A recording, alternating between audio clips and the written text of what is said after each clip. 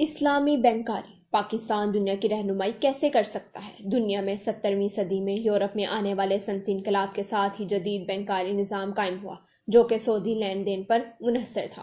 یورپی ملکوں میں جس وقت جدید بینکاری کی بنیاد ڈالی جا رہی تھی، اس وقت یہ سوال اٹھایا گیا کہ بائبل میں سود کو ظلم قرار دیا گیا ہے، تو اس وقت یہ جواب دیا گیا کہ وہ سود غریبوں سے وصول کیا جاتا تھا۔ اس حوالے سے سود کی مدد سے مالدار لوگ صنعتیں لگائیں گے اور معاشی ترقی کے لیے ملازمت کے نئے مواقع پیدا ہوں گے۔ بات معیشت کی تھی اور بات مضبوطی کی تھی، مگر حقیقت یہ ہے کہ جب سے سودی نظام نے دنیا کے معیشت کو سنبھالا ہے، تب سے معاشی طور پر دنیا میں متعدد مقامی اور عالمی نوعیت کے اقتصادی بحرانوں کا سامنا کرنا پڑ رہا ہے۔ امریکہ میں 1930 کو ہونے والے عظیم کساد بازاری نے دنیا کو ہلا کر رکھ دیا تھا، جس کے اثرات نے طویل عرصے تک عالمی معیشت کو متاثر کیے رکھا۔ ماضی قریب میں معاشی بحران نے پوری دنیا کو متاثر کیا اور اب اس وقت یعنی 2023 میں دنیا کا ایک مرتبہ پھر ایک ایسے موڑ پر کھڑی ہے جس سے آگے بڑھنے کے لیے نئے راستوں کی تلاش ضروری ہے۔ عوامی سطح پر آمدن سے زائد اخراجات، بلند شرح سود کے علاوہ ایک طرف کاروبار کو مالیاتی لحاظ سے تیزی سے فروغ دیا جا رہا تھا، تو دوسری طرف بینکوں کی قرض پر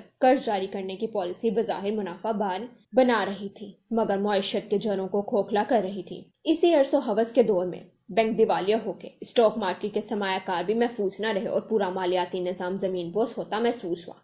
عوام اربوں ڈالر کی بچتوں سے محروم ہو گئے، لاکھوں کی تعداد میں لوگ بے روزگار ہو گئے۔ اس بحران کو حل کرنے کے لیے امریکہ اور یورپ نے بنیادی شرح سود کو کم کیا اور یہ تقریباً صفر کی سطح کے قریب پہنچ گئی۔ یہاں یہ بات قابل ذکر ہے کہ ان تمام مشکل حالات میں جہاں روایتی بینکاری زمین بوس ہوتی نظر آئی، وہاں اسلامی بینکاری مستحکم رہی، بلکہ اس نے فروغ بھی حاصل کیا۔ اس میں سرمایہ کاری کرنے والوں اور سکوک کے ذریعے قرض لینے والے سب کے سب محفوظ رہے، اور یہی وجہ ہے کہ روس نے بھی اپنے ملک میں اسلامی بینکاری کو تجارتی بنیادوں پر کرنے کا فیصلہ کیا اور ستمبر سے پہلے اسلامی بینک روس میں کام شروع کرے گا۔ معیشت کا پھر حل کیا ہے؟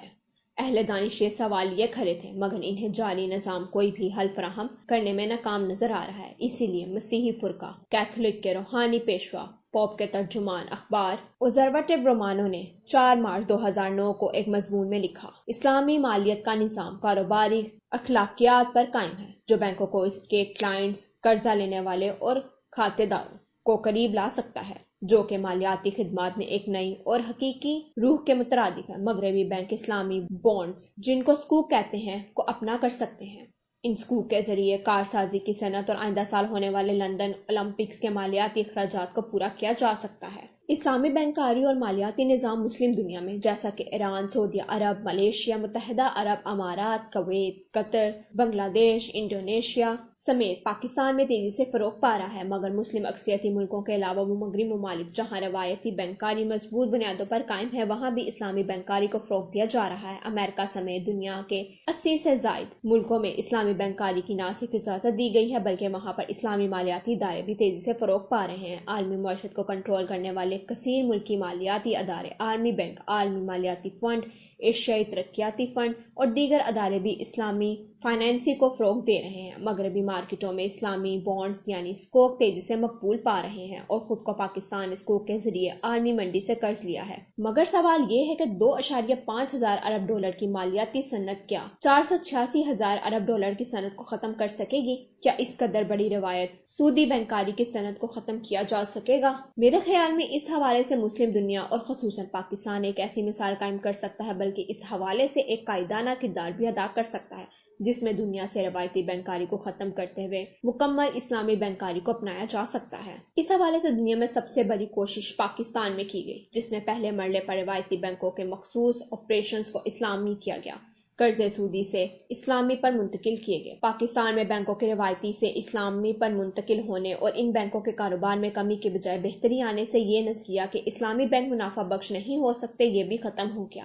اب اگر دنیا میں کوئی بھی بینک روایتی سے اسلامی پر منتقل ہونا چاہ رہا ہے تو پاکستان اس کو وہ افرادی قوت فراہم کر سکتا ہے جو کہ اس قسم کے کاروباری عمل کرنے کی بہترین مہارت رکھتی ہے۔ امید ہے کہ جلدی حکومت بھی اپنا تمام کاروبار سودی سے اسلامی پر منتقل کر دے گی اور اس سے حاصل کردہ تجربے کی روشنی میں پاکستان دنیا کو غیر سودی بینکاری نظام کے قیام کے لیے قائدانہ کردار ادا کر سکے گا۔ بات اب صرف ایک مختلف سمت کی نہیں ہے، آسودگی اور خوشحالی کی بھی ہے۔ سود سے پاک نظام ہی اس کا بہترین جواب ہے۔ یہ وہ معاشی نظام ہے جس نے مدینے کو عالمی ریاست بنایا، اور یہی نظام امیہ عباسی اور عثمانی خلافت کی شان و شوکت کی وجہ بنا۔ اس سے دوری ہمیں بحرانوں سے قریب کرتی ہے۔ بات سچ ہے کہ اللہ کے بنائے ہوئے اصول ہی انسانی فلاح کے لیے بہترین ہے۔ اسلامی بینکاری میں وہ تمام خوبیاں ہیں جو آج کو بہتر اور کل کو روشن رکھیں گی۔